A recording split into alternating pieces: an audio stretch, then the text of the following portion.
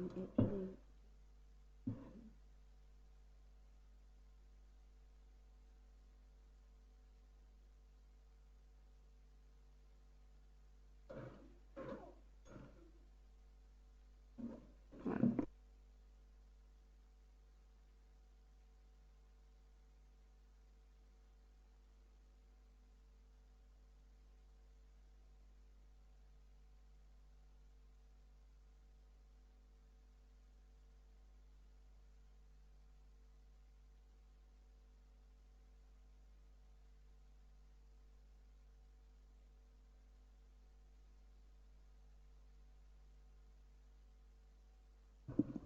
thought it was on.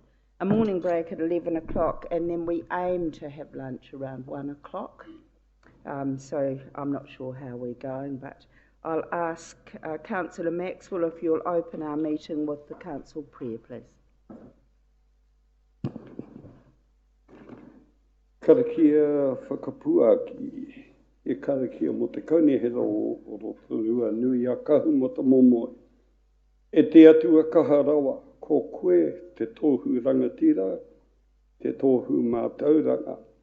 Manaki tia mai mātou o punanga i tēnei wā. E mahi nei i a mātou mahi o te painga o ngā tangata o te kaunihera o ngā roto o Rotorua. Tuku au mai kia tau te rangi Māori e ki runga i a mātou i ngā wā katoa.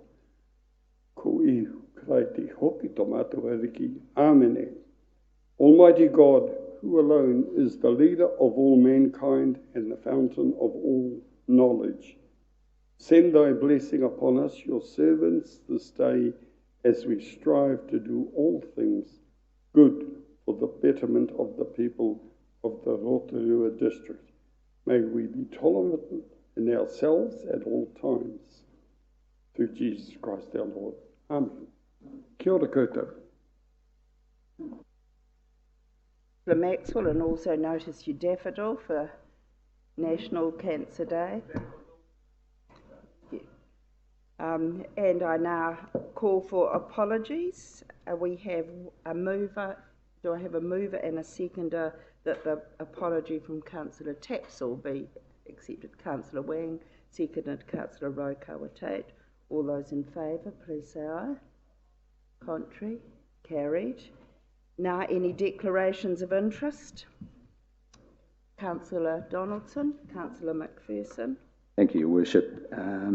As the Administrative Chair of Mountain Bike Events Limited, I'll be declaring a conflict in respect of Recommendation 1 from Strategy, Policy and Finance Committee, and will not take part in that debate. Thank you. Councillor McPherson. Thank you. I wish the following to be noted in the minutes. Declaration of interest. Number 1, with reference to the minutes of the Council meeting 26 July, under item 3, declarations of interest, Councillors Donaldson and Maxwell had their views recorded that as a submitter to the Wastewater Services Long-Term Plan 2018-2028 amendment deliberations, I did not declare an interest and chose to debate and vote on the item contrary to legal advice. Second point, Desk Research has since confirmed that Councillor Cliffley set a precedent when he on more than one occasion presented at hearings and then rejoined Council as a councillor. For example, 21 draft annual plan submission hearings. Thank you.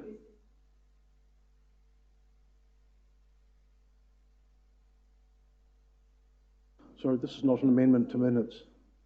So what is your declaration of interest that you are declaring? That's what I called for. I called for declarations of interest. Please be specific to that.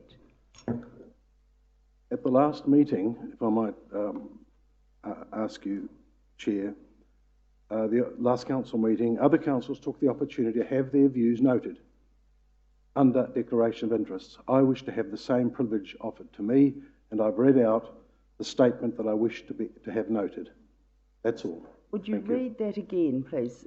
Certainly. Your declaration of interest. With reference... I will just call...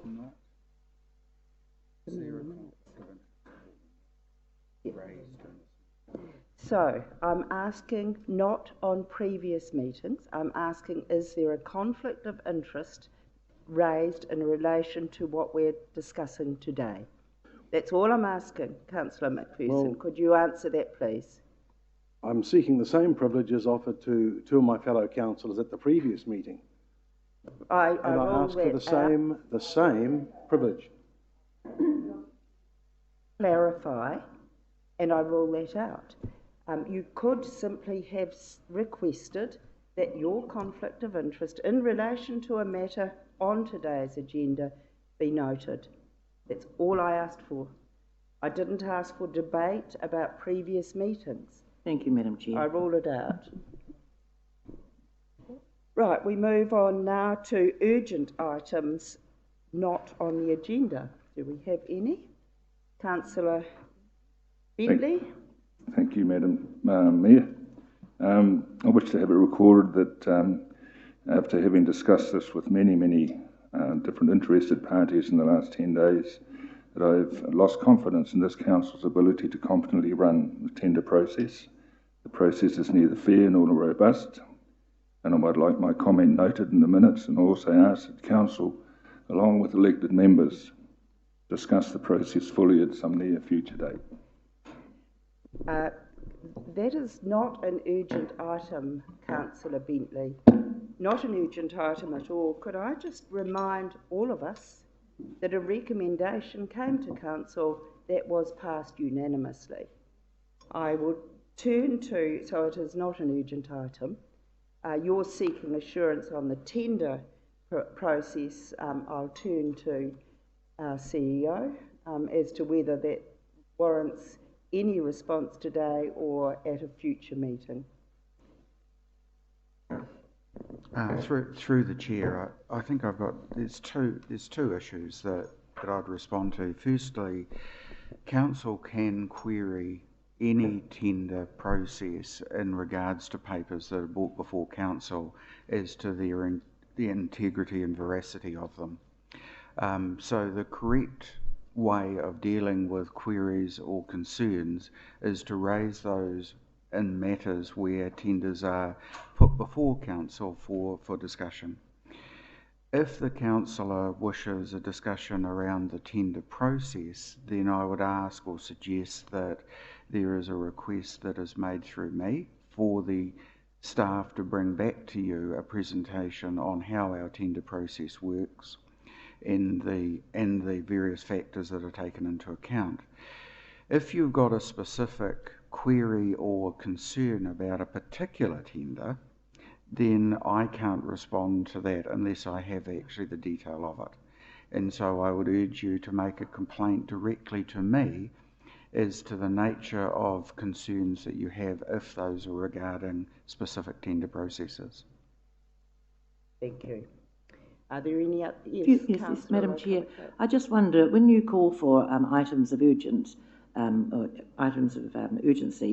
perhaps councillors should familiarise themselves with what actually constitutes an urgent item, because we have this quite often now. And clearly, I agree with you, that's not an urgent item. So, we have to keep up with the play. Thank you, Madam Chair. Thank you. Are there any other urgent items? There appear to be none. We move on now to confirmation of minutes. The council meeting on the 29th of July.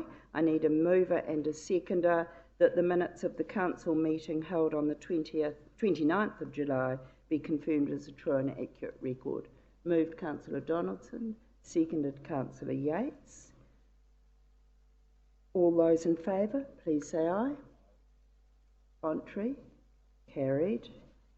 Recommendations from other committees. The report of the Strategy, Policy and Finance Committee meeting on the 13th of August. I move and a seconder, please, that the report of the Strategy, Policy and Finance Committee meeting of the 13th of August be received. Moved Councillor Rowe-Kawatate, seconded Councillor Maxwell. All those in favour, please say aye. Contrary? Carried. We move now to recommendation 1, Crankworks event funding application. and there are 4 components to that recommendation. Do I have a mover and a seconder of 1, 2, 3 and 4? Councillor Wang, seconded Councillor Yates. All those in favour, please say aye. Aye. Contrary? You wish your vote to be recorded against? Thank you, 2. Thank you. The motion is passed. The Community Resilience Fund, recommendation 2, that Council approve amendments to the current Community Funding Investment Policy to implement the Community Resilient Fund aimed at supporting our local community sector to build back better post-COVID. And then the membership 2 and 3. Do I have a mover of 1, 2 and 3? Councillor Rotorua Tate, seconded Councillor McPherson. All those in favour, please say aye. Contrary? Carried. We move now to the Three Waters Service Delivery Reform Stimulus Package. This is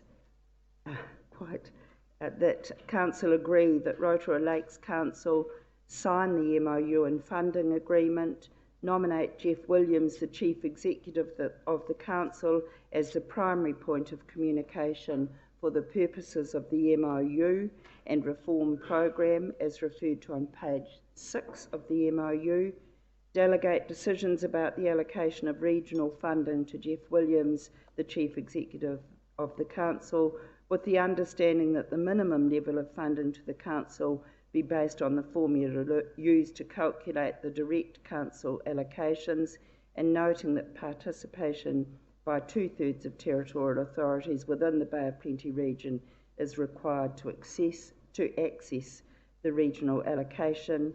Note that the MOU and the funding agreement cannot be amended or modified by either party, and doing so would void these documents. Note that participation in this initial stage is to be undertaken in good faith but is non-binding approach, and the Council can opt out of the reform process at the end of the term of agreement, as provided for on page 5 of the MOU. Note that Council has been allocated 4.71 million of funding, which will be received as a grant as soon as practicable once the signed MOU and funding agreement are returned to the Department of Internal Affairs and a delivery plan has been supplied and approved as described on page 5 of the MOU. And note that the delivery plan must show that the funding is to be applied to operating and or capital expenditure relating to the Three Waters infrastructure and service delivery, and which supports economic recovery through job creation and maintains, increases and or accelerates investment in core water infrastructure renewal and maintenance. Do I have a mover? Councillor Donaldson, seconded by Councillor Wang. All those in favour? Sorry, point of clarification? Yes. Yeah, thank you very much. Under number 3, we note that the minimum level funding is to be based on the formula used to calculate direct council allocations. Can somebody please explain the formula? And over the page on page 5, it says that council can opt out of the reform process. Will that be a council decision? Would you like to speak to that? Thank you. 2 issues. So firstly, I'd say that the MOU has been signed. So we are currently in negotiation at the moment with the Department of Internal Affairs. The formula is actually determined by government. It's a DIA government formula that has actually been determined based on area and population, effectively. And the question on opt-out to council? The answer is yes. It is a council decision to opt out. What we'll be doing is actually working through a process to look at what the options are. They will be brought back to council for deliberation, and ultimately whatever option is actually taken will be a council decision. Councillor Kumar, a clarification point? Yes, thank you, Madam Chair. Just through the chair, Jeff, just wanted to know, as it says on Point number 2, nominate Jeff Williams, the Chief Executive of Council, as the primary point of communications. What happens in the case of where Jeff Williams becomes incapable or not available? What does it get passed down to somebody else, or does somebody else have that executive power? Or If I'm absent or away, then there is a sub-delegation put into place. And that's, as a learning, that's what happens even on annual leave. There's always a chief executive in control. Right. There appears to be no further questions. I'm going to put the motion 1, 2, 3, 4, 5, 6 and 7. All those in favour, please say aye. Contrary? Carried. We move now to recommendation 4, the exchange of reserve land. That Council agree that parcels of land Lot 4 reserve and Lot 1 private on Lot S, oh, is that an S? Yeah. Oh no, Lot 519564 be exchanged under the provisions of the Reserves Act 1977. Do I have a mover? Thank you, Councillor Yates, who knows it well. Seconder? Councillor Rotorua Tate. Are there any questions? All those in favour, please say aye. Contrary? Carried. Thank you. We move now to staff reports, page 14 in your order paper. 7.1, approve the amended long-term plan 2018-2028 wastewater services. I need a mover and a seconder to receive the report, that the report approve the amended long-term plan 2018 to 2028 wastewater services be received. Councillor Donaldson, seconded. Councillor Yates. Okay. Are there any questions? No, I'll put the motion. All those in favour of receiving the... Aye. Opposed? No. That's passed. And now, Una, you're going to present. This is the long-term plan amendment. Tēnā koutou katoa. Good morning, councillors. So what we have in front of you today is a process piece and follows directly from having made a decision on the 29th of July to enter into an alternative method for the delivery of wastewater services. You will recall when we started that process, we committed to undertaking an LTP amendment, and that process is done in conjunction and reviewed by Audit New Zealand. What it essentially means is that as a result of the decision, some pages within the current LTP, so the 2018 to 2028 LTP, are required to be amended and the changes of that decision reflected into the plan. Instead of reproducing the whole of the LTP, some 200 odd pages, we only are required to produce or reproduce the pages where there has been an effect or a change as a result of the decision. In front of you today, you have a copy of the pages that have been amended, and these have been now fully audited by Audit New Zealand. They have provided a verbal audit opinion, and I also have an audit report from them, and I'd just like to read out just a small amount from that report. We completed the audit of Council's amended LTP for the period 1 July 2018 to 30 June 2028, and we plan to issue an unmodified opinion on the 27th of August 2020.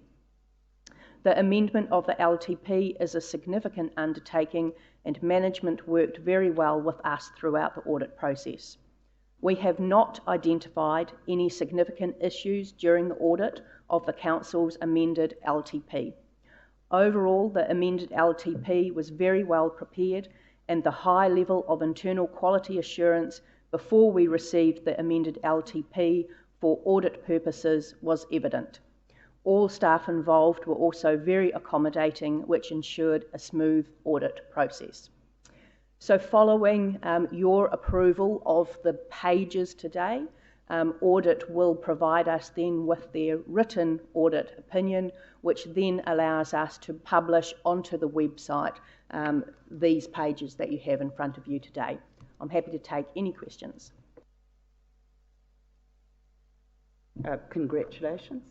Audit usually not so effusive, but that is fabulous comment to have got last night, and good timing before council today. Well done. A question, Councillor Rotorua. Thank you, Madam Chair. Because this is a significant amendment, can I just ask, just for process, when we were first looking at this, so was the auditor alerted right early on, so that so that we know that actually we're doing something that's going to pass muster at some stage? Because it's quite a long time since from woe to go, so they were already alerted to that. Yes. So we've been working with Audit New Zealand for quite some time on this, and well before we even started putting together the original statement of proposal. And so just to remind you as well, remember the statement of proposal is also audited before that goes out for consultation. Thank you. Any further questions? Well done. Yes. Part 2, thank you. Moved. A seconder for Part 2, that Council approve the subsequent pages for publication in the Long-Term Plan 2018. Thank you. Seconded, Councillor Rotorua. All those in favour, please say aye. Pardon? Aye. Oh, contrary, carried. I thought you said something else. Yes. Record against, please. Thank you. Who's against the auditor opinion?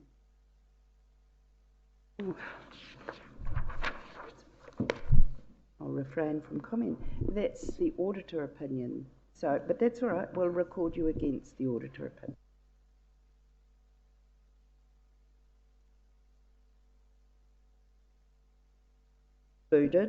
I'll advise you the items that we are considering.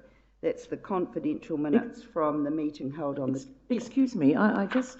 Yes, you're right, Madam Chair. That was the auditor's opinion, and we've got a councillor voting against the audit. That can't happen, surely. Well, I did... How do you work that out? With some difficulty. Yes. But does the councillor need it to be explained that this was actually an auditor's opinion? I don't know, because, this is... It's actually a little bit disconcerting. Well, it's for individual councillors, and it's noted, and I'm sure the Audit Office will note that as well. Right, we'll move on to the items that I'm going to cover off. The recommendations from the Operations and Monitoring Committee on the Lakefront Stage 2, the professional services for infrastructure, the bus shelter installation and maintenance, and the adoption of the Engineering Code of Practice. Recommendations from Strategy, Policy and Finance of the disposal of property, Old Tapo Road and Westminster Drive, the Rotorua Aquatic Centre 50-metre pool upgrade, Out of the Forest, alternative to land disposal update. The reasons are commercial sensitivity, to enable commercial or industrial negotiations and to enable commercial activities. Do I have a mover and a seconder? Moved, Councillor Rotorua. Seconded, Councillor Donaldson. All those in favour, please say aye. And thank you, it's passed. And before we do, I just wanted to table, I was the delegate for us all as council to take part in the AGM online, Zoom online of 7 hours last Friday. I will be tabling that report at a future committee of council, but I did want to you to all know that there were 116 people participating on Zoom, so it can be done, and that was for 78 TLAs and 76 other councils. And there were apologies. The interesting aspect of it was the discussion about legislative reform that we're going through, and localism is the big subject. And the discussion around localism, I'll report further was definitely the growing negativism and misinformation that's being promulgated in the local government sector, causing great unrest nationally at council, which causes not much interest in local government. It turns people off. Those uncontested seats, so very few that just roll over, much younger candidates at the last election, and the turnout was on a par with previous elections. And a call from the review of the local government review by Select Committee was we should be much more focused on issues and not sideshows. That was from the President. The Three Waters reform is a top agenda item going into the next 3 years. That your sector, our sector's relationship with government is much improved. There's still a lot more to be done.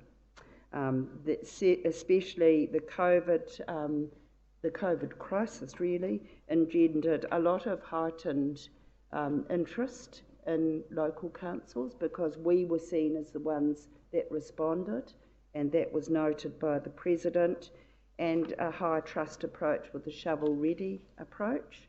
Challenges, there's a lot that's really positive, but there's still a perception in the community of local government which is negative, which we have to focus in on, and particularly using Equip for training for councillors is a good thing.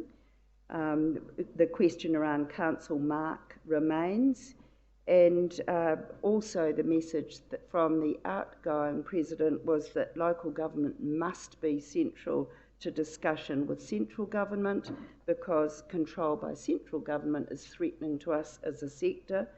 We demand change and we need to weigh up the benefits for our communities, and we are growing concern with inequality. There was then the election of the President, and Councillor Stuart Crosby was elected as President of Local Government New Zealand, and Hamish McDowell, the Mayor of Wanganui, was appointed Vice President. Life membership was awarded to Dave Cull, the outgoing President, and Malcolm Alexander, the outgoing CEO of LGNZ.